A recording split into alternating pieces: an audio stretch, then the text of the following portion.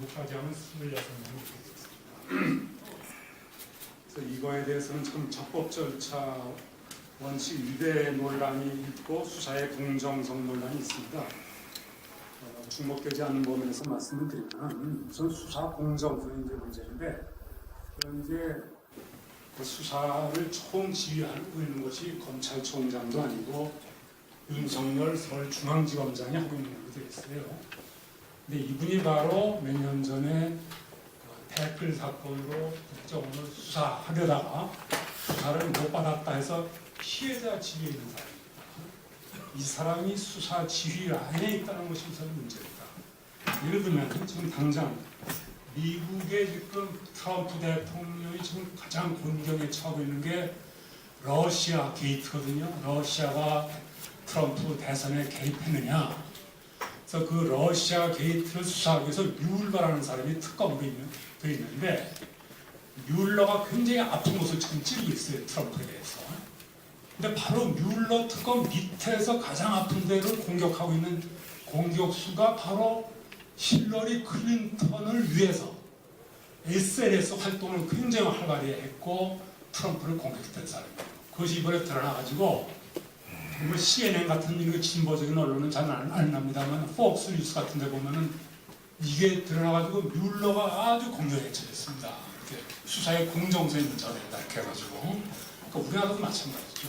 그러니까 이렇게 현재 적폐 수사의 총주의권을 잡고 있는 사람이 공정성이 우선 안 된다. 그래서 이 점은 사실 제가 굉장히 아쉬운 부분인데, 우리 한국당이라든지 건전 야당에서 이 부분을 집중적으로 지적을 해서 수사라인 선상에서 배제했어야 된다 이겁니다. 이 시간이 많이 놓쳤어요.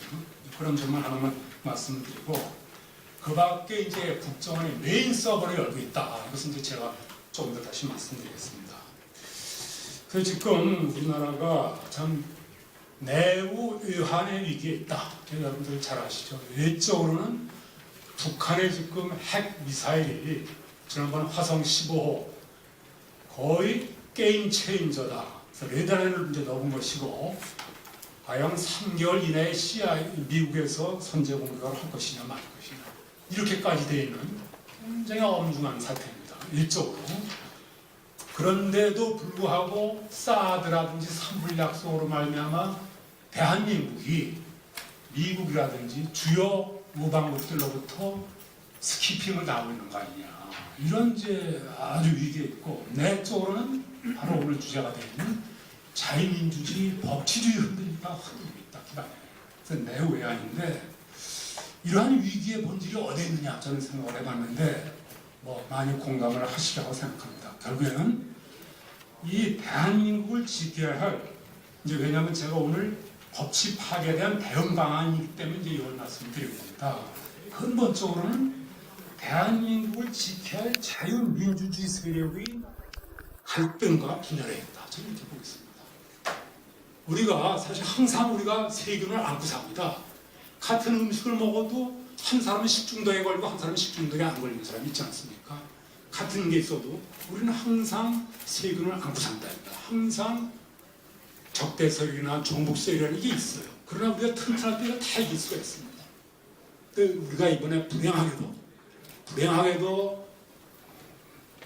이 갈등, 우리 자유민주 세력의 갈등과 분열로 말미암아 이렇게 됐다. 저는 이렇게 보고 있습니다. 그래서 저는 이 대동단계를 위해서 우리가 말보다는 행동으로, 이제 우리가 더 이상 탄핵이 잘못되느냐 어때느냐, 무슨 박근혜 대통령을 뭐 어떻게 억울하다, 이런 말을 다 적어두고 원인을 다 주고 우리의 공통분만 찾자는 겁니다. 우리 공통분은 누굽니까? 바로 저 수령 절대주의, 북한의 우리 자유민주주의 법치주의를 근본적으로 뿌리잡으려는 북한 세력이 있다. 그러면 우리가 자유민주주의 법치주의 지켜야 되니까 여기에 있어서만큼은 우리가 최대 공약수를 찾을 수 있지 않느냐. 그래서 저는 이제 예를 들면 이제 뭐 일본의 사카모토 료마라는 사람이 그 일본에서 이렇게 가장 존경을 받는 데입니다. 그래서 풍신수리 뭐 이런 사람만 다 제쳐두고 수상도 아닌데도 이 사람이 자기 몸을 던져가지고 당시에 그 메이지 유신 외부로부터 이걸 극복하기 위해서 일본의 사스마본과 조시본을 통합시켜가지고 일본 근대화 메이지 유신의 길을 이제 통합 정치를 했다는 것인데 그가 바로 교정 통치를 했게 아니냐.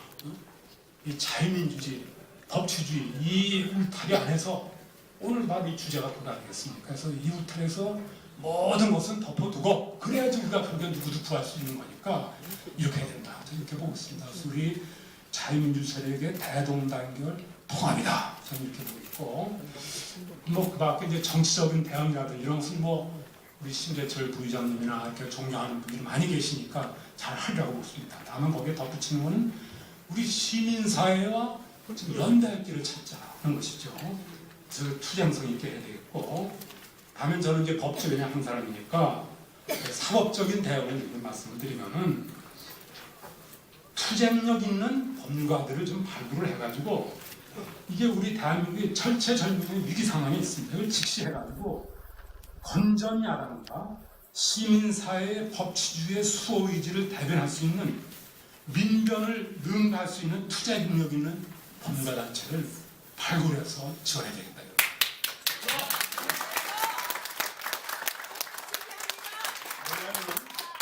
우리가 전시라면은 군인이 도움을 될 수 있습니다. 옛날에 꾸레타도 막 했지 않습니까? 이제 그게 안 되는 거예요. 그럼 뭐냐? 지금은 법치주의에서 법률가들이 전선을 형성을 해야 됩니다. 그러면은 지금 민변하는 거 보십시오. 지금 허다못해 유경식당에 북한에 있는 가족들로부터 위임을 받았다 하면서 인신보호 구제청구까지 하는 마당 아닙니까? 그러니까 우리가 이러한 것을 좀 해야 되겠다. 그렇게 그다음에 두 번째로는 이제 정보공개 청구를 해가지고 샅샅이 현재 뭐 국정원이나 외교부나 국방부나 뭐 적폐청산위원회가 있어요. 정보공개 청구를 해가지고 그 단체들의 근거가 뭐고 활동이 뭔지 우리가 다 좀 파악을 해야 되겠다는 겁니다. 그 다음에 세 번째로는 민형사상의 고소 고발이나 손해배상 청구를 이제 적극적으로 해야 되겠다. 왜 그러냐? 저희가 터지 소극적으로 해왔어요. 여기 오늘 이제 사회를 보시는 유동열 원장님이나 여기 오신 분들 많은 분들이 야 너 정부기다 불렀다 오늘 거꾸로 명예훼손이라고 손해배상을 당해가지고 피고가 돼가지고 그냥 전전긍긍하는 거예요. 맞습니다. 여기서 더 나가서 우리가 이제 당 상대방의 잘못을 적극적으로 문제 잡자 이겁니다. 그래서 저희가 그래서 이번에 국정원장 이제 형사 고발을 했어요. 그래서 이제 바로 넘어가겠는데 뭐냐? 이거는 그야말로 이제 우리는 진검승부를 하는 겁니다. 그래서 저희가 이제 그냥 한전이 여러 번 소송을 좀 했었어요. 예를 들면 이제 우리 이용호 대법관님도 4.3 소송을 했었습니다. 1950년, 1948년 5월 50선거를 뿌리채 부정하는 그 남로당 세력을 갖다가 이 세운 그 4.3 공원이 잘못된 것이다 했는데 그것도 패소를 했습니다. 또 북한인권 재단이 안 하는 건 위헌이다 하는 것도 또 패소했어요. 모든 것이 안 되는 겁니다. 이렇게 모든 것이. 그래서 우리가 이제 좋다.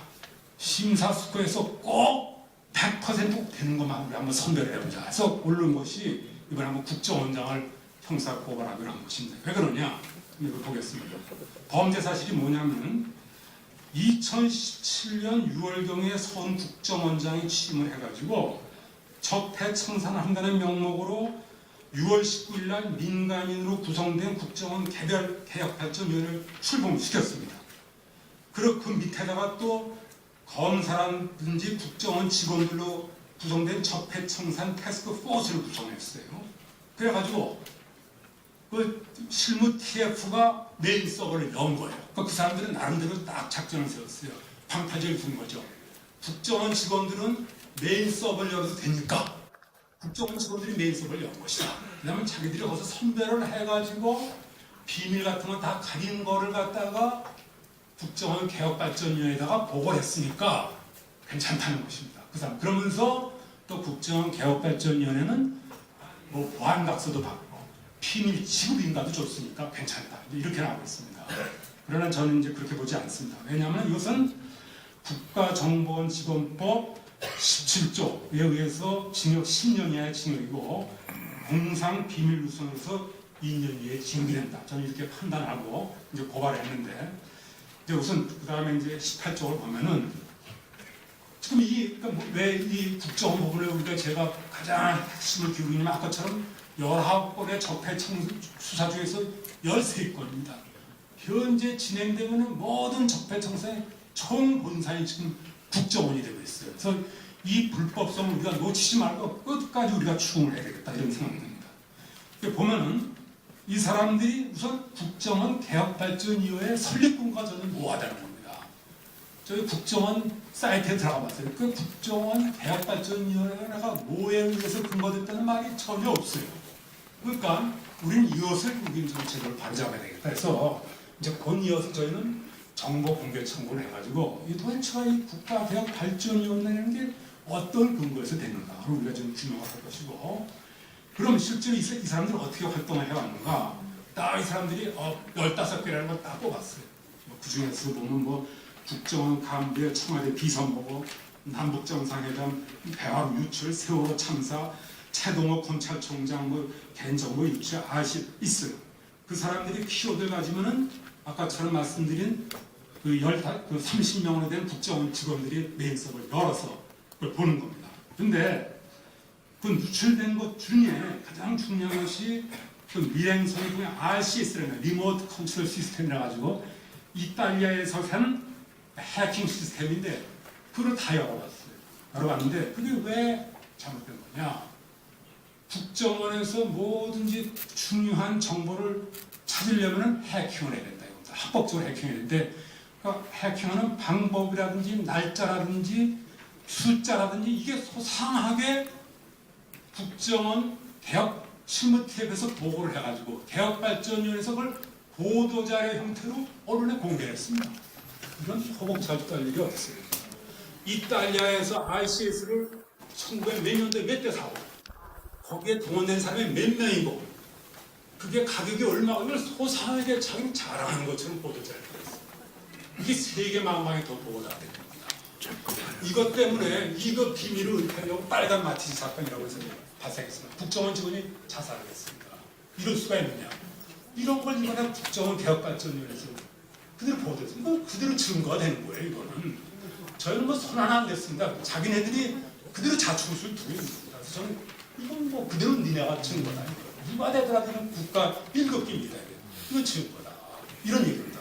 또 유경식당 지난번에 13명이 이제 탈출해 왔지 않습니까? 이것을 갖다가 우리 국정원에서 탈출시키기 위해서 중국에서, 북한에서 우리의 다 우호적인 세력들과 다 연결된 거 이걸 다 까버리는 거예요. 그 사람들 어떻게 했어요? 다 생명의 위협, 다 죽거나 그럽니다. 중대한 국가기입니다.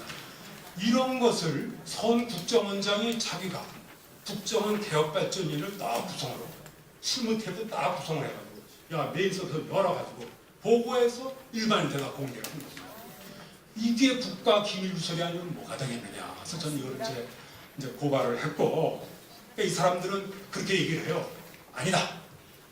국가개혁발전위원회는 2차적으로 기밀을 다 가린 걸 했다는데 지금 보십시오. RCS 이건 그대로 다 나온 거예요. 이건 뭐 그대로 누설된 거죠. 그래서 이건 그대로 저희는 누설이라고 했고, 또 한 가지는 증거가 유성옥 씨라고 있습니다. 국정원의 그 심전 전담했었던 분인데 그 아주 조선일보의 최고식이 만난 사람 인터뷰도 대형으로 크게 났어요. 그 사람이 검사한테 봤는데 보니까 자료를 보니까 국정원 메인 서버인데 통째로 와 있더라고요. 통째로. 그러니까 국정원에서 얘기하는 거 전혀 다른 거예요. 유성욱 씨가 저희는 무슨 많이 하면 그런 분들 다 책임을 내세요. 검사한테 조사하면서 검사 책상 위에 보니까 국정원 메인 서버에 있던 자료가 통째로 와 있더라고요. 그러니까 검사가 공감하더랍니다. 이런 게 와 있더랍니다. 그냥 메인 서버에 있는 자가 통째로 와가지고 그대로 이게 누출이 되는데 이건 세계 정보기관사상 있을 수가 없는 일이 이렇게 좀 벌어지고 있습니다. 맞습니다.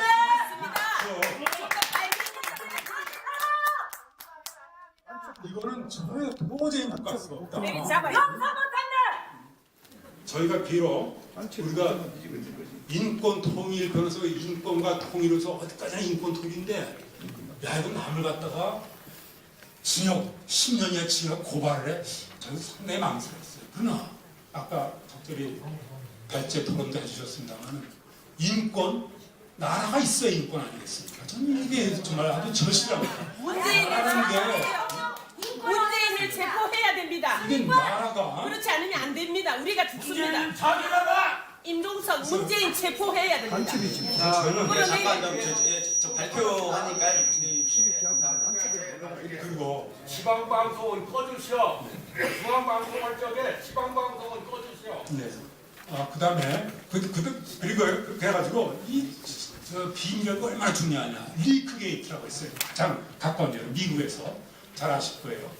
이라크의 대사로 갔던 사람이 나중에 가서 야 이거 부시 대통령이 말이지 사실은 대량 살상무기가 이라크에 없는데도 말이야 허마에만 나도 공격했다 이러면서 내 마누라도 사실은 CIA 정보원이다 이렇게 했어요. 그걸 갖다가 그러니까 CIA 정보원이라는 것도 바뀌었다는 그 자체 가지고 국가기밀 무설을 해가지고 부시 대통령까지 밑에는 사람들은 물론이고 부시 대통령까지 청문회 사무를 받았습니다.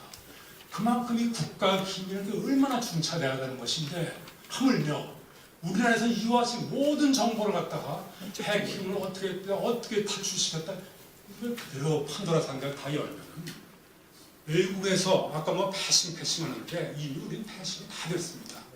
외국 이건 미국이 아니라 다른 나라에서 우리나라한테 어떻게 생각을 하겠습니까? 우리나라 정보도 안 주고 완전히 스키핑이 되고 있다라는 것이죠. 그러니까 무슨 이게 나라냐 그러는데 이미 세계적으로 우리나라는 나라 치고 이제 못 맞는 거 아니냐 이렇게 생각이 됩니다. 그래서 이거야말로 이 국가정보원 직원들이 생명을 먹고 지금 생명을 걸고 비밀을 지키려 했던 사람들 자살 때문에 했잖아요. 또 이러한 수사로 말미암아 변직인 변창훈 검사 자살했어요. 정모 변호사도 자살했습니다. 이렇게 무리한 수사로 말미암아 그러니까 이 사람들이 만약에 국정원의 이 정보가 제대로 됐다는 것은 신임이 있었으면 이 사람들이 왜 죽었겠습니까? 너무나도 억울합니다. 그러니까 저희는 분명히 잡을 건 잡겠다 해서 이 부분에 이번에 대해서 이제 송 국정원장을 저희가 이제 국가기밀누설로 고발을 했고 여기서 그치는 게 아니라 과연 이것이 이제 우리 신재철 부의장님은 대통령, 그다음에 임정석 비서실장, 또 서원 국정원장, 윤석열 서울중앙지검장으로 국가 내란죄로까지도 이제 말씀하셨는데 그거는 저희가 이제 법리로 저희가 이제 검토를 하고 있습니다. 과연 되는지. 근데 우선 확실한 것부터 하여가자. 그래서 저는 최소한도 이것은 실정법 위반이다. 국가기밀이니까 우선 이것부터 시작을 했고 그래서 저는 이제 정보 공개 청구로 들어가서 현재 여러 부처, 외교부, 국방부, 국가인권위원회, 무슨 경찰청, 오늘 지금 개혁발전위가 지금 발동이 돼서 하는데 그 시간에 설립근거가 어떻게 되고 있고 제대로 활동하고 있는 것인지를 한번 제대로 밝혀가지고 이제 문제는 우리 이제 신 부장님이 했고 저희도 했지만 이게 후속타가 중요합니다. 그래서 후속타를 우리들이 차분하게 때를 기다릴 때가 아닙니다. 지금 이제 해야 됩니다. 그래서 차분하게 좀 해야 되고 그 다음에 이제 이게 있습니다. 위법 수집 증거 배제 원칙이라고 해서 이렇게 위법하게 수집된 증거는 유죄의 증거로 쓸 수 없다는 증거법의 원칙이 있습니다. 그래서 저는 이렇게 국가기밀 누설죄에 의해서 수집된 증거가 과연 현재 여러 사람들이 지금 국가기밀 누설이다, 사이버 대크다 이렇게 증거를 하고 있는데 이게 과연 적합한 것이냐. 이게 제가 판례를 검토했지만 현재로서는 저희가 자신이 없어요. 100% 된다는 자신은 없지만 우리가 이 법리도 우리가 탐구를 해야 됩니다. 이것은 위법의 과실은 위법이다. 독과 독수라고 해가지고 그래서 이 법리도 좀 사용을 해야 되겠고 그 다음에 또 불공정한 수사 진행에서 이루어진 것은 역시 또 증거를 쓸 수 없다. 이러한 법리도 개발을 해야 되겠고 또 할 일이 굉장히 많습니다. 그래서 자 이제 앞으로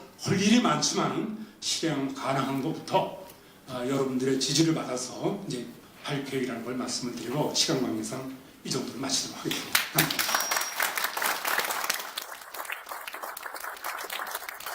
촛불 민주주의를 하겠다? 이게 바로 헌법에 어긋나는 것이고 이 출발 자체가 바로 이 적폐청산의 반헌법성을 말해주는 겁니다. 이걸 말하는 거고요. 그 다음에 이 적폐청산이 파퓰리즘을 하고 있습니다. 이 파퓰리즘은 대중인기 영합주의라고 우리가 보통 번역을 하는데 무슨 말이냐면 지금 어떤 식으로 이 적폐청산을 하냐면요. 이 북한식으로 이 자아 비판을 하게 합니다. 예를 들면 국정원의 개혁발전위원회라든지 각 그 정부 기관에 일종의 그 적폐청산위와 같은 조직을 둬가지고 스스로 자아 비판을 하게 하고 이 자아 비판을 갖다가 공개를 해가지고 아까 같이 네이스블 연구 자료를 공개해서 국민적 분노를 갖다가 막 상승시킵니다. 국민적 분노를 느끼게 해가지고 언론들이 잘하는 거죠. 그래가지고 이 적폐청산의 정당성을 하면서 지난 정부가 이렇게 잘못됐다라고 하는 식으로 나간 거죠. 또 그 과정에서 중국의 홍위병식 수법을 씁니다. 예를 들면 KBC, MBC가 저희 그 방송을 정상화했다라는 명분으로 말이죠. 그 노조가 지금 파업 투쟁하고 있는데 기존에 했던 이사장이라든지 사장이라든지 이사들 이런 간부들을 이 법적인 틀이 아니라 협박하고 찾아가서 학교에 가서 시위하고 축적질했다고 거짓 뉴스를 페이크 뉴스를 퍼뜨려가지고 공개에 몰고 이런 방식을 통해가지고 호기병식으로 물러가게 만들고 그래서 그 빈자리를 자기 세로 채워가지고 방송을 갖다가 회사 이사장 사장을 교체하는 이러한 방식은 정상적인 이 절차적 민주주의에 어긋나는 겁니다. 바로 이러한 파퓰림식이라는 그 방법을 가지고 적폐청산하는 것은 자기들이 떳떳하지 않기 때문에요. 자기들이 떳떳하면 합법적인 틀에서 절차적 민주주의를 거쳐가지고 모든 사회 문제를 풀면 되는데 왜 이런 방식을 쓰느냐는 거죠. 북한의 자아비판식, 중국의 호기병식이라는 그 적폐청산의 수단으로 하려는 것은 잘못됐다는 겁니다. 자, 그러면 이제 마지막으로 적폐청산의 목적이 뭐냐? 우리 국가사회적인 잘못된 폐악을 바로잡겠다 라면 얼마나 좋겠습니까? 그런데 말은 그렇게 하지만 아까 제가 제시한 이 네 가지 사안을 볼 때 현 정부의 적폐청산은 뭐냐?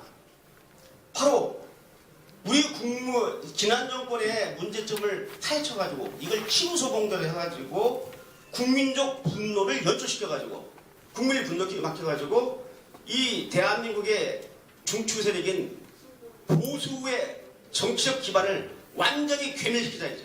괴멸시켜가지고 앞으로 지자체, 총선, 대선에 계속 자기들 세력이 당선돼서 영구직도 집권을 하도록 하는 이 수단으로서 적폐청산 작업을 하고 있다고 판단이 됩니다.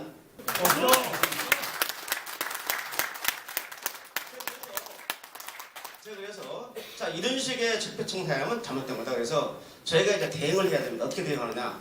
제가 네 가지를 제시했습니다. 결론 부분에서 첫째는 뭐냐면 정말 대한민국의 발전과 대한민국의 자유민주주의 선진을 위해서 적폐청산을 한다면은 좋다. 첫째, 헌법적 가치에 부응해서 헌법 가치에 기반을 두고 적폐청산 작업을 하라 이거죠. 그 다음에 두 번째는 뭐냐면 여러분 대한민국의 잘못된 것을 바로잡는데 정치권, 정치개혁하지 않고 됩니까? 두 번째, 사법부 개혁하지 않고 됩니까? 언론 개혁하고 되지 않습니까? 이 세 개가 대한민국의 발전의 가장 큰 걸림돌이라고 여론조사 결과 나와 있어요. 맞습니다. 가장 개혁해야 할 부분이 정치권, 그 다음에 사법부, 언론이라고 시작하고 있는데 이 부분에 대해서는 전혀 손대지 않고 호기병이나 동원시켜가지고 자기 뜻대로 몰고 간다? 안 되는 거죠. 이거 제대로 하자 이게요. 그 다음 세 번째는 뭐냐면은 정말 우리 대한민국 현대사에서 가장 큰 적폐가 뭡니까? 바로 휴전선 너머에 김씨 집단입니다. 김일성, 김정일, 김정으로 이제는 이 김씨 집단을 갖다가 해체시키지 않고서는 한반도의 불행이 해결되지 않아요.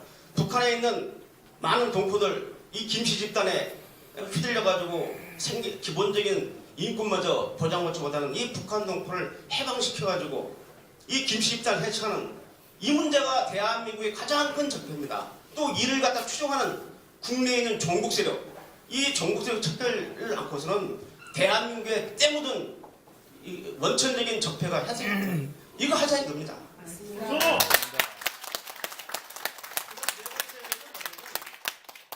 국민 분열적인 적폐청산이 아니라 국민 통합적인 적폐청산을 해야 돼요. 지구의 이 적폐청산은 자기와 코드 맞는 사람만 국민으로 여기고 국민으로 받들고 그들과만 소통하면서 그들의 분노를 갖다가 확산시켜가지고 하는 거거든요. 이러한 국민 분열형, 국민 갈등형 적폐청산이 아닌 국민 통합형, 이 국민 통합의 기준은 아까 제시했지만 헌법적 가치에 부응하는 적폐청산 작업을 해야 되는 거죠. 이러기 위해서 제가 마지막으로 제안을 했습니다. 좋다. 이 정부가 정말 제대로 법적인 근거를 가지고 적폐청산을 하면은 국가 적폐청산법을 가칭으로 만들어가지고 국가 적폐청산을 위한 조직과 체계와 운영을 담은 이 법조를 만들어서 거기에 근거해서 국가 적폐청산위원회를 구성하는데 여야당 동수 또 쟤들이 말하는 이 진보 있죠. 짝퉁 진보지만 저쪽이 말하는 짝퉁 진보들하고 우리 보수진하고 동수로 국가 적폐청산위원회를 구성해가지고 여기서 법적인 기반을 가지고 헌법적 가치 부응해서 단계적으로 체계적으로 적폐청산할 때 그 적폐청산이 정당성을 갖는 것이고 제대로 대한민국의 사약을 갖다 국가 사약을 없앨 겁니다. 이상입니다. 감사합니다. 오늘 그 중요한 토론자를 모셨습니다. 이 정균현 당대 법학전문대학원 법학과 교수님이신데요. 다양한 활동을 많이 하고 계십니다. 특히 이분이 공법 전공이시기 때문에 이러한 문제에 대해서 상당히 많은 조회를 가지고 계시고 해서 우리 정균영 교수님의 10분 토론을 듣겠습니다.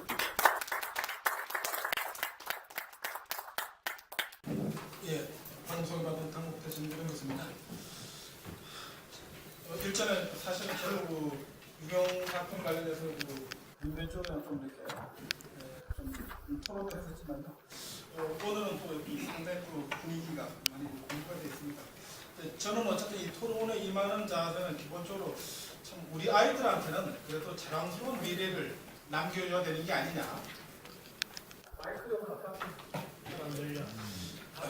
그 자랑스러운 미래를 남겨줘야 된다라는 이런 생각이 듭니다. 그래서 마치 그 현 단계는 이 정권 교체가 마치 그 조선시대 때 무슨 그 사화를 만드는 것 같아요. 기묘사, 을묘사화. 사실 말하자면은 예컨대 그 사실은 장관을 지내신 분이나 원장, 국정원장을 지내신 분은 뭔가 국가에서 중단 일을 하신 분입니다. 위험한 결정을 내릴 수도 있고 그렇다고 한다면 그런 분들이 공도 있을 수 있고 과도 있을 수 있습니다. 그런 분들을 덜컥 구속하고 뭐 이런 식으로 적폐청산을 명분으로 그거는 저는 좀 이게 우리가 좀 잘못된 게 아니냐. 그래서 중국에도 그런 말이 있습니다. 그 사자성어로 전불견 고인이고 후불견 하면은 뭐 내자라. 우리가 걸어갈 때 사실은 앞으로 미래를 갈 때 뒤를 한 번쯤은 돌아보는 게 괜찮습니다. 근데 뒤만 쳐다보면은 앞을 미래가 없습니다. 그리고 앞만 쳐다보는 것도 그것도 사실은 과거의 잘못을 뭔가 바로잡아서 가는 걸음걸이가 아니죠, 사실은.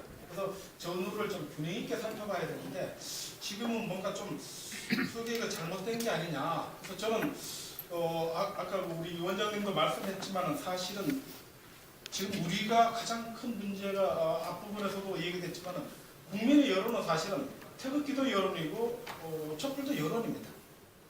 어느 한쪽만 듣는다라는 것은 사실은 그거는 그 소위 말하는 파쇼주의라고도 할 수 있고 그거는 사실은 민주주의 다양성을 본질로 하는 그 민주주의에 반하는 그런 겁니다. 그래서 그 국회가 있는 것도 이런 그 다양한 의견들을 수렴해서 그 법을 만들고 결국 이게 적폐냐 아니냐, 특히 그 국가 공권력 행사로서의 그 적폐라는 건 법에 의해야 됩니다. 법이 아니고 어떤 여론이나 민심만 하게 되면 그 소위 말하자면 인민재판식이고 그런 그 법치를 포기한 이게 그 아닌가라는 좀 이런 생각이 듭니다. 그래서 저는 그 적폐 중의 적폐가 이런 그 때법에라든지 일부 여론에 의한 그런 그 국가 공권력의 행사가 가장 큰 적폐가 아닌가라는 좀 이런 생각을 갖고 있습니다.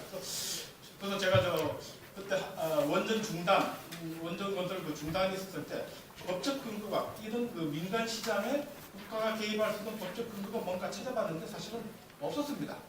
그래서 이것도 참 문제구나. 물론 이제 나중에 이사회의 그 결재라는 그 명분이 있었지만은 사실은 대통령이 과연 이런 그 민간 분야, 이 건설 시장이라는 이런 그 민간 분야에 대한 개입할 권한이 있었는가? 그래서 그런 좀 의문을 좀 가져봤습니다. 그래서 결국 이런 그 적폐청산에서 이 법치국가가 바로 서려면 사실은 우리 그 공무원법 체계 자체가 직업 공무원제를 굉장히 중시합니다. 특히 저는 이 최근에 1년의 사태와 관련지어 가서 뭐 국정원이 뭐 개인을 감시하고 어쨌든 간첩 조작했다는 모든 사건의 농단에 그 최정점이 있는 것처럼 얘기하는데 가만히 생각해 보시죠. 모든 저는 그 국가 공권력의 가장 핵심이 되는 것은 사실은 잘 알다시피 검찰청이죠. 그 다음에 국세청입니다. 그리고 마음에 안 드는 기업 얼마든지 세무조사에서 날려버릴 수도 있죠. 굉장히 무서운 기관입니다, 사실은. 근데 이런 국세청장이나 검찰총장이 정치화된다는 것은 그야말로 인권유린의 최첨단이라고 할 수가 있죠. 특히 근데 뭐 국가정보원이 뭐 어떤 그 보안 사건 관련해서 수사를 하고 했다 하더라도 공소 제기는 안 됩니다. 공소는 검찰만이 독점하고 있습니다. 그리고 경찰 수사든 국정 수사든 모든 수사의 지휘 감독권은 법상 검사가 하고 있습니다. 그리고 검사가 공소를 제기합니다. 그럼 다시 말하자면은 뭐가 이게 조작 그리고 이 부분에 대해서는 또 법원이 판단을 하죠. 이렇게 시스템이 잘 되어 있습니다. 근데 문제는 검찰이 사실은 정치화되기 시작하면 요즘 저 최근에 검찰총장하고 그 중앙지검장하고 그 대립처럼 그 검찰 내부에서도 사실은 상당히 그 문제를 많이 제기하고 있지 않습니까? 그래서 이 검찰이 만약에 정치화가 된다면 결국 법에 의한 것이 아니고 일단 공소를 한번 해보자. 그런 식으로 공소권 하면 우리가 굉장히 큽니다. 그런 어떤 면에서 보면 1차적인 우리의 인신권에 대한 침해가 되어버립니다. 사실. 재밌는 거는 제 은사님 그 헌법 교수님들도 내가 헌법을 하지만 정부는 이 검찰에서 날 불러가지고 뭐 조사하겠다 그러면 괜히 재진 것도 없는데 오금미절이고 굉장히 기분 나쁘다 그래요. 사실은 그런 점에서 사실은 이 검사의 기능 그래서 우리 그 검찰청법에는 검사가 공익의 대표자가 되어 있습니다. 공익의 대표자 굉장히 강조해요. 그러고 나서 검찰의 중립성을 또다시 한번 강조합니다. 근데 사실은 우리가 현 정권에서도 저는 좀 아쉬웠던 게 검찰의 정치적 중립성을 강조하면서도 정말 그 어떻게 보면은 검찰의 그 정치화는 사실은 척결돼야 될 그 적폐 중에 적폐인데도 불구하고 그 부분은 그냥 퉁치고 넘어가는 이런 상태에서 지금 저 검찰청 내부의 어떤 그런 그 대립 요즘 신문에서 나오는 것처럼 그런 거를 방치하고 있다는 것 자체가 저는 오히려 더 큰 문제가 아닌가라는 그런 생각을 좀 많이 갖고 있습니다.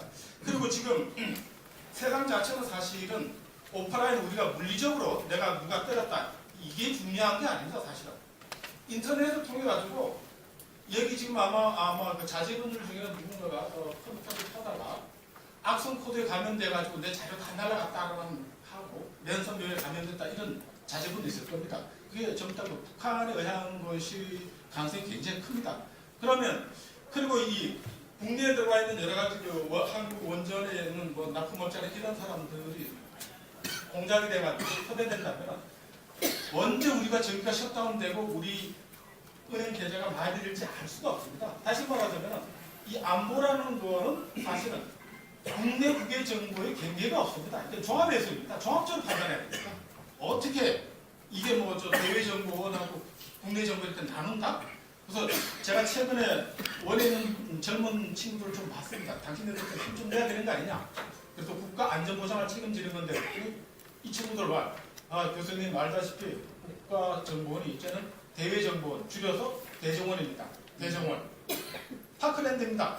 이런 자주심을 보인다는 건, 대한민국의 안보가 정말 이게, 그 젊은 친구들은 정말 자부심을 갖고 국가안보를 지키는 이 파수꾼들이 저렇게 자괴감을 갖는다는 건, 우리가 기성세대가 잘못한 거다. 라는, 이런 제 나름대로 그 반성이 좀 생겼습니다.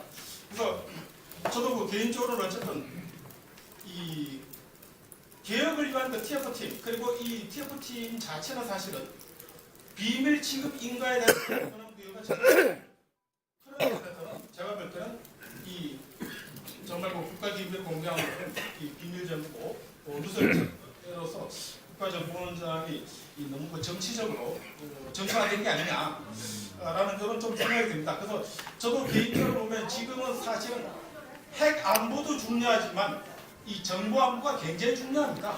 근데 지금 다른 나라 국외 정보기관에서는 한국은 개인도 우리 정보가 이렇게 샌다면 어떻게 세계적으로 위협 정보를 공유할 수 있냐? 그야말로 패스토리합니다.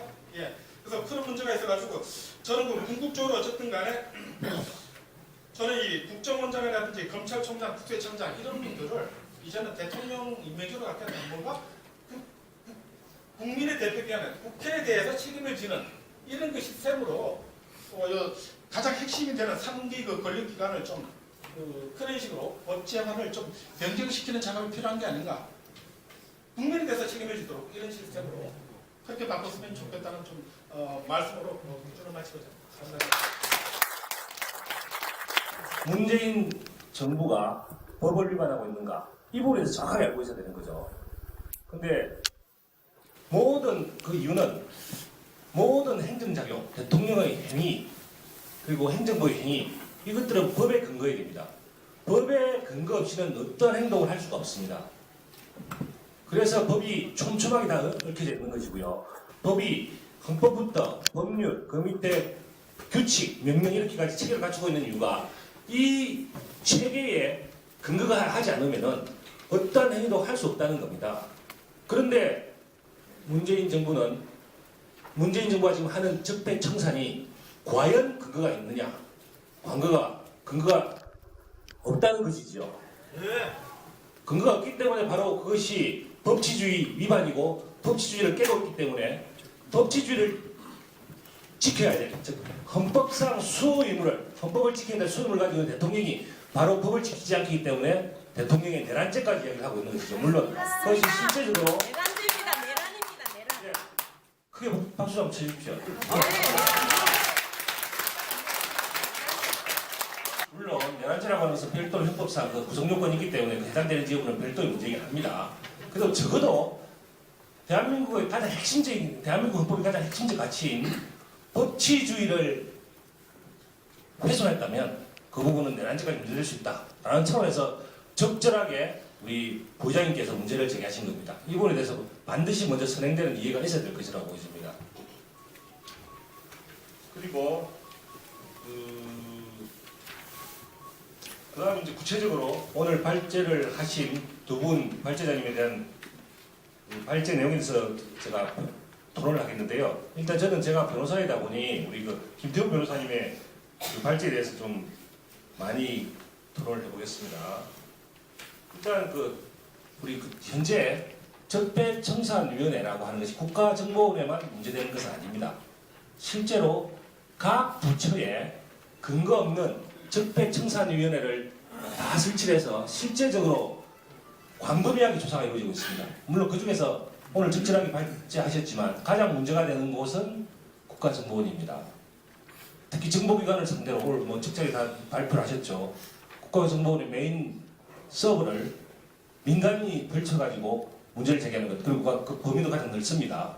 이런 부분에 가장 문제가 있지만 실제로 그뿐만 아니라 각 정부 부처에 실제로 임종석 비서실장이 각 적폐청산위원회, 과거사조사위원회 이런 것들을 설치해서 과거 정부의 잘못된 점을 조사라는 명령을 실제로 내리고 거기에 따라서 각 부처가 다 조사를 하고 있습니다.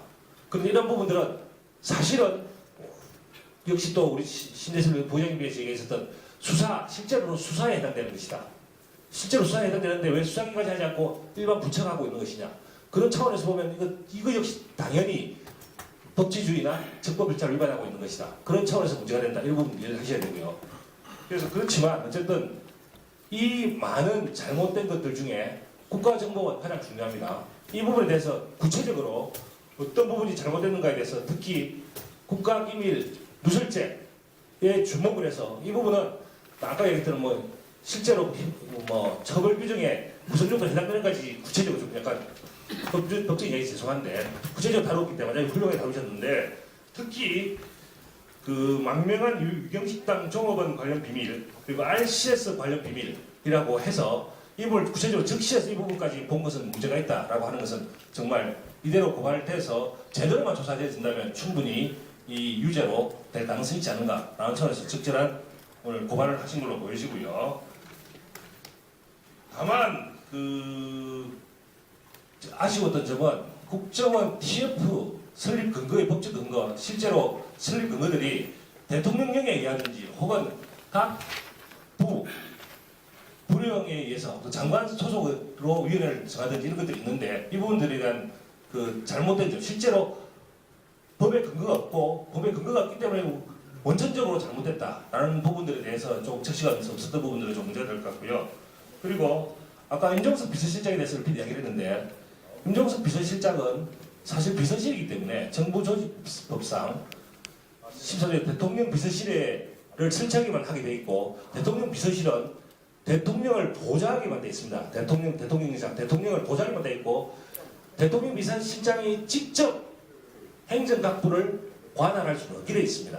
모든 행위는 즉 대통령이 해야 된다는 것이죠. 대통령이 하게 되는데 대통령이 하는 행위를 보좌하기 위해서 대통령 비서실이 있는 것이고요. 모든 국가장용은 각 행정각부를 통해서 직접적으로 행정장용을 해야 되는데 때문에 헌법은 국가 대통령이 행위를 하기 위해서는 반드시 국무총리와 관할 행정각부의 부서를 요하도록 되어 있습니다. 뭐 약간 법리적인 문제인데요. 그 이유는 대통령이 행위를 할 때 자의적으로 하지 말고 국무총리와 행정각부 장관의 그 의견을 들은 다음에 그분들과 함께 행위를 해라 라는 차원에서 헌법에 부서 제도가 있습니다. 그런데 만약에 대통령 비서실장이 이러한 행위 절차를 지키지 아니하고 자기 명의로 행정각부 부처에 뭐 조사위원회를 설치해라, 적폐청산위원회를 설치해라 라는 식으로 지시를 하게 된다면 왜 국무총리가 왜 있겠습니까? 주가 대통령이 민주적 정당성을 가지는 민주적 정당성에 따라서 국무총리는 국회의 의결을 거쳐서 국무총리가 되게 되는데 대통령 비서실장은 대통령이 그냥 지명한 것이죠. 그런데 그런 대통령 비서실장이 개인의 힘 차원에서 자의적으로 행정각부를 통할할 수 있다면 국무총리 왜 존재하며 그 국무총리 위에 있는 거 아니겠어요? 바로 대통령이죠. 그런 차원에서 이런 부분들에 대한 문제를 반드시 제기했음에도 불구하고 현재 제기했다는 뜻은 사실은 우리 당에서 고발이 이루어졌습니다. 고발이 이루어졌는데도 조사가 잘 이루어지지 않고 있습니다. 즉 적폐청산과 관련된 고발이 실제로 국정원에서 자료를 주면 중앙지검에서 저쪽에 조사는 순식간에 이루어지죠. 그런데 반대쪽에서 이루어지는 우리가 고발하는 것들은 거의 묵혀놓고 있습니다. 어쨌든 그런 문제들이 있는데 잠시 여담으로 그런 말씀도 한번 드려서 봤습니다. 그리고 너무 사소한 부분이긴 하지만 국정원자뿐만 아니라 국정원 개혁위원이라든지 TF팀으로 다 문제가 될 수가 있고 단순히 기밀 누설이나 직무유기뿐만 아니라 직권 남용성인 가능성도 한번 검토해보는 게 낫지 않을까 싶고요. 그다음 향후 대검과 관련해서 우리 김태훈 변호사님이 단순히 고소고발뿐만 아니라 정보 공개 청구 아주 중요한 관점입니다. 실제로 행정의 힘을 하는데 알리고 싶지 않은 것이 너무 많습니다. 그런데 이 정보 공개 청구를 하게 되면 실제로 당해보면 알겠지만 행정관청에서 자기들이 실제로 자기의 어떤 내용들을 알리기를 싫어하고 실제로 나오는 내용들도 많지 않습니다. 그렇지만 그런 과정들을 계속 되풀이 하다 보면 저쪽에 행정관청이 잘못된 일들을 우리가 충분히 문제를 삼을 수 있는 근거를 찾아낼 수가 있게 되는 것이죠. 그 자체의 답변이 없는 자체도 문제이고 행정공개법을 위반했으니까. 그리고 그 결과가 나온다 하더라도 그걸 이유로 또 다른 우리의 행위를 할 수가 있기 때문에 정보공개 청구를 과감하게 많이 활용하는 것이 좋지 않을까라는 생각을 해봅니다. 시간 관계상 간단하게 한마디만 하고 마치도록 하겠습니다. 그리고 또 제가 변호사다 보니 변호사 단체의 통합의 가능성에 대해서는 민면 있지 않습니까? 그에 대항할 수 있는 변호사 단체 많이 필요한데요. 우리 한비안 대표이시기도 하시지만 진짜 구체적으로 좀 이야기를 해서 민면에 맞설 수 있는 우리 변호사 조직 크게 한번 만들었으면 좋겠습니다. 이상입니다. 그리고 일반 시민들 사이에서는 이미 3개월 이내에 한국에서는 전쟁이 일어날 가능성이 50대 50이라고 보고 있습니다. 우리가 지금까지 우리 안보를 지켜온 버팀목은 한미동맹 그리고 한미동맹의 일본하고의 삼각협력을 통해서 이 자유민주주의를 굳게 지키고 나라를 굳건히 하면서 자유통일을 이루어가는 그 기조에 있었는데 정권이 바뀌면서 기조가 달라졌습니다. 여러분들이 아시는 것처럼 내일 문재인 대통령 중국에 간다 하고 며칠 전에 민주당 추미애 대표가 중국 공산당이 주최하는 세계 정당대회, 그건 사실 우리 대한민국 정당이 가서는 안 되는 모임이에요. 거기 가서 그 사람들 백년몽이다, 중국몽이다, 뭐 양백년 뭐 이런 이상한 거 합의가 아니라 적극 지지한다고 왔어요. 미국에서 그것을 어떻게 보고 있겠습니까?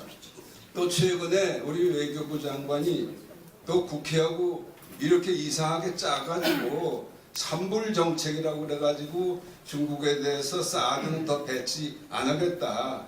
MD도 안 하겠다. 한미일 삼각협력은 없다. 이런 정말 말도 안 되는 공약을 했죠. 그걸 미국이 우리를 어떻게 생각하겠습니까? 이미 동맹은 거의 벗어나고 있죠. 그래서 바로 코리아 패싱이라는 게 나온 거 아닙니까? 또 엊그제 임종석이라는 사람이 저 중동에 바레인하고 UAE를 갔어요.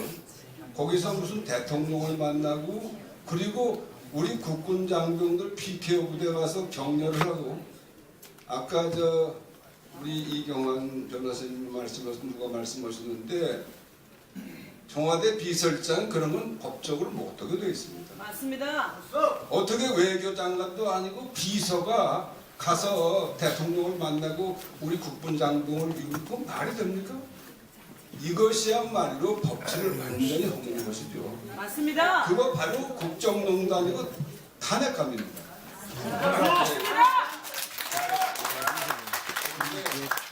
지금 이 정부가 하고 있는 것은 지금까지 우리가 해서 절대로 안 되는 거. 종북, 친북, 친중, 중국, 그 다음에 반일, 그 다음에 친러. 이거 완전히 거꾸로 가는 거예요. 그래서 이 사람들이 지금 버는 공작은 적폐청산이라고 그러지만은 그 적폐청산은 뭐냐? 우리나라 국채를 허무는 것입니다. 바로. 벌써 그 허무는 작업이 진행이 많이 됐어요. 그래서 조금 제가 오늘 토론회에서 들으면서 약간 아쉬운 점은 지금 페이퍼에도 나온 것이 정치보복이다. 그런데 이건 정치보복이라고 그냥 하면 안 됩니다. 정치보복이라는 과거에 있었어요. 이승만 정부 때 쭉 정권 받고 약간 정치보복이 있었는데 이건 그런 차원이 아니라 대한민국의 국채를 완전히 몸을 무너뜨리겠다는 거니까 이건 정치보복이라고 볼 수 있어요. 이거는 대한민국을 파괴하고 대중민주주의, 인민민주주의, 인민공화국을 세우겠다는 거죠. 그러니까 우리의 적을 분명히 우리 자유한국당에서 이건 정치보복으로 자꾸 몰고 가면 안 돼요. 바로 이것은 저 청와대를 점령하게 된 주사파들, 저 일당들을 바로 그냥 그 허물어뜨리는 그런 이 자리는 대한민국의 국가 조정안에 대한 헌법적 파괴 망동에 의해서 구속 수감되어 있는 대통령을 위시한 그 외에 소위 보수 세력 인사들에 대한 구출을 어떻게 할 것이냐, 이걸 좀 답변해 주시기 바랍니다. 우리 신주철 부의장께서 지금 당내 행사에 가시는데 다리가 불편하시기 때문에 좀 일찍 출발해야 하기 때문에 마무리 말씀 먼저 듣고 또 토론 이어나가겠습니다. 예, 오늘 이렇게 또 많은 관심 보여주셔서 대단히 감사합니다. 오늘 발표하신 내용, 그 다음에 토론 내용들 중 보기에는 다시 한번 좀 숙독을 좀 할 생각입니다. 그래서 이윽고 숙독을 하면서 국회에서 어떤 활동을 무엇을 해야 될 것인지, 그다음에 어떻게 자료를 요청을 하고 또 이 부분들을 동료 의원들하고 같이 어떻게 지금 확산을 시키고 이런 것들에서 좀 더 세밀하게 좀 생각을 좀 해봐야 되겠습니다. 그래서 이런 부분들이 결코 일회성이 아니라 앞으로 계속해서 국회에서 지속적으로 문제를 제기해서 더 이상 대한민국이 이렇게 흔들리거나 파괴되는 일이 없도록 앞으로 더욱더 열심히 하겠다는 말씀을 드리고, 먼저 이렇게 일어서서 죄송하다는 말씀 반드시 해결하세요. 오늘 이렇게 참석해 주셔서 세월호 기업이라다가 이게 좌파 정부 때 일어난 것이 아니고 세월호 같은 거는 우파 정부 때 있는데 법으로 이걸 어떻게 할 수 있었냐, 뭘 했느냐. 그래서 우리가 차이점이 하나 있어요. 이 좌파들은 북한을 이래 본다든가 하면 법으로 이기는 거는 100% 챙기고 법이 잘 안 된다든가 하는 거는 비합법 투쟁을 하고 법에 위반되는 거는 반합법 투쟁을 하고 이것도 저것도 아니다 하는 거는 교시라 크는 것이 있고 말씀이라 크는 게 있어요. 그걸 갖고 법을 다 눌러버려요. 근데 우리 우파는 늘 모범생 같은 요런 소리만 하고 있다가 법이 커버 못하든가 반합법, 비합법적인 것 다 전혀 커버 못해요. 그래요. 이 정부를 보고 그게 법의 위반이다 하면 들은 척도 안 하잖아요, 지금. 그래서 이거 내로남불 크는 새로운 용어가 아마 사전에 실릴 거예요. 내가 한 거는 로맨스고 남이 한 거는 그거는 분류이고 상대방이 봐서 법으로 걸어서 조금 문제가 됐다 싶으면 100% 꼬집고 들어가는데 이런 우리가 모범생적인 이 투쟁도 반드시 해야 되고 거기에서 반합법, 비합법 이걸 갖다가 얘들은 뭐 철길뿐만이 아니라 철길을 벗어나서 덤부리고 가시밭이고 물속이고 있는 대로 뛰들어서 투쟁하는 것이 세월호 투쟁이고 지금 이 촛불 투쟁이에요. 이걸 갖다가 법만 갖고는 커버 못하는 그건 뭐냐? 아까 우리가 대동단계를 이야기하는 거 결국 세력입니다. 통연합하고 세력하고 지난 과거는 이제 그만두고 우리가 이 나라를 다시 회복시키려면은 전부가 함께 합쳐가지고 지난 과거 두고 네가 잘했니 나는 이래 갖고는 회복 절대 못 시켜요. 그래서 법을 능가한 그런 지역을 갖다가 우리가 다시 회복시키고 맞서서 투쟁을 하려고 하면은 레일 위의 이야기만 갖고는 안 된다. 저는 그런 생각이 듭니다. 이사입니다. 대한민국 자체에서 해외하고 공조할 수 있는 어떤 다른 정보를 받을 수 있는 무엇인가가 있어줘야 되겠다. 지금 아까 러시아 대사를 지내신 분도 말씀을 하셨지만 앞으로 전쟁이 일어날지도 모르겠다. 해외 시선은 그런 게 있잖아. 그죠?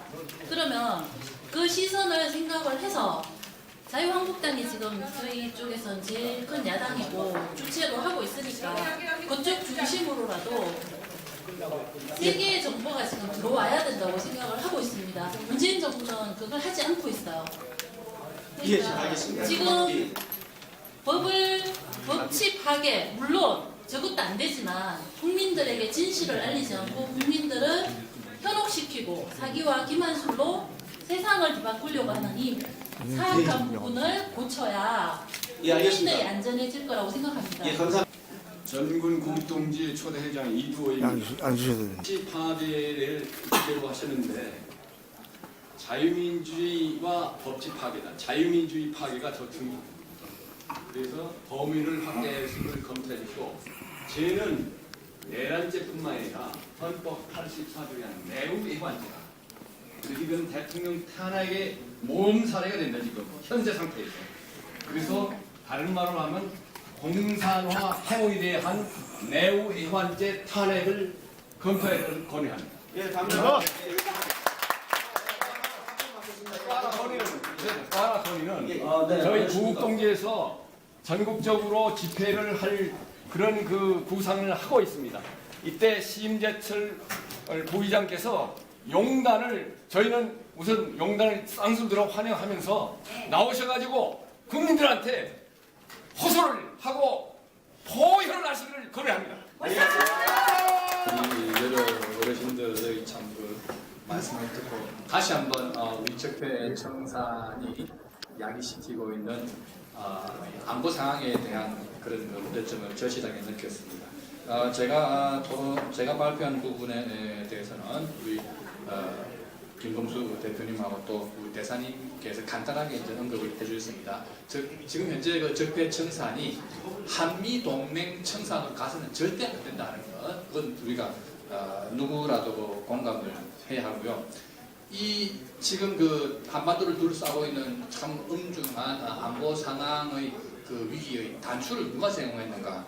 처음으로 제공한 사람은 대단히 저장스럽지만 우리 DJ 노무현 정부 때 퍼주기 정책에서 시작했다고 합니다. 그리고 그 다음에 이제 MB 박근혜 정부 때도 뭐라 그럴까요? 소극적인 방관자가 됐었죠. 뭐 모든 그 우리 지도자들이 약간씩 또는 많은 그런 그 책임이 있을 텐데 어쨌든 새로 지금 이제 정권을 잡은 대통령이 이 안보 문제에 관한 한 정말 대사님 말씀하신 대로 이 한미 동맹에 입각해서 중국과 북한을 압박하지 않는 한 이 문제의 해결은 안 될 것이라고 봅니다.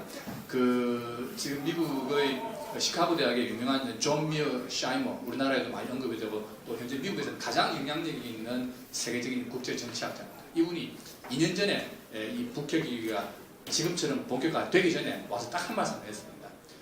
중국에 대한 경제적인 측면 때문에 한국이 이 중국과의 관계 개선을 하고 이렇게 경제적인 교류를 하는 건 좋은데 결국 경제 문제는 안보 문제를 이길 수가 없으니까 필요할 경우에는 중국을 버리고 미국을 제발 택해라. 객관적인 입장에서 그렇게 권고한다라고 했습니다. 그래서 그분의 예언이 지금 너무나도 참 맞는 그런 설득력을 갖기 때문에 그런 우리가 방향을 잡고 외교 안보 정책을 이 적대 침상관을 분리해가지고 굳건한 한미일 동맹을 만드는 쪽으로 그렇게 가야 한다고 생각합니다. 감사합니다. 대부분이 동의하시는 것 같아요. 이재춘 대사님을 비롯해서 이게 적폐청산이 정치법이야. 그 정도 아니고 저도 국가 해체라고 저는 이제 여기서 국가정보원 해체라고 했지만 사실은 국가 해체 무시무시한 거고 전부 똑같은 생각이에요. 매우 내란행한 죄 인공기가 콜록입니다. 이거 보통이다. 저는 이건 정말 우리가 경각에 달렸다. 이런 생각이 들어요. 그러니까 현 위기 상황은 국가 해체입니다. 그럼 이걸 어떻게 될 것이냐? 손대성 소장님한테 해서 법적인 방법 또는 여러 가지 모든 방법을 총력 도모해야겠다. 근데 그렇게 힘이 있어야 되는데 그래서 제가 말씀드린 게 대동단계에서 아까 앞에 계신 선생님도 말씀하셨다시피 이게 통합이 되고 시민연대가 돕겠습니다. 이 갈등과 분열을 해소하고 지금 여태까지 과거에 뭐 원인에 대해서 누가 잘해서 이렇게 됐고 누가 못해서 그걸 다 덮어두고 우리의 목표는 자유민주주의, 법치주의 수립이니까 국가를 다시 재건하는 것이니까 그 방향을 알아야 되는 것이고 마지막으로 하나 이제 제가 법률가니까 비밀에 대해서 다시 말씀드리겠어요. 지금 국가정보에서 국정개혁발전위원회가 2017년 6월 19일 발족이 돼가지고 2017년 8월 24일 비밀 취급 인가를 비례가 받았어요. 그럼 그 이후에 비밀 취급 인가를 받은 다음에 괜찮은 것이냐? 제 진단은 그게 안 되는 겁니다. 이걸 분명해요. 비밀 취급 인가를 받아도 안 됩니다. 왜냐하면 대전제가 니드 투로 알아야 할 사람이 알아야 됩니다. 100번 비밀 취급 인가를 받았어도 꼭 알아야 할 사람이 아니면은 그건 비밀 누설이에요. 저는 이런 전제에서 국가 비밀 누설을 했다는 점만 말씀을 드리고 그치겠습니다. 네, 감사합니다. 오늘 장장 3시간 동안 정말 이 자리를 지켜주신 여러 어르신께 감사의 말씀 드리고요. 오늘 두 분 발제자 또 토론자께 감사 말씀드립니다. 이 자료집을 못 받으신 분이 많을 겁니다. 그래서 이 자료집의 내용을 심재철 부의장님 홈페이지나 블로그 또 저희 자유민주연구원 홈페이지에다가 이 자료집 파일을 구해가지고 제가 올려놓겠습니다. 그래서 거기서 좀 다운로드 받으셔가지고 주변 지인들한테 많이 전파해서 같이 공유를 했으면 좋겠습니다. 끝으로 이러한 자리를 마련해 주신 지금 자리에 안 계시지만 우리 심재철 국회 부의장의 건설을 위하면서 우리 같이 한번 만세 딱 1초만 하겠습니다. 대한민국 만세!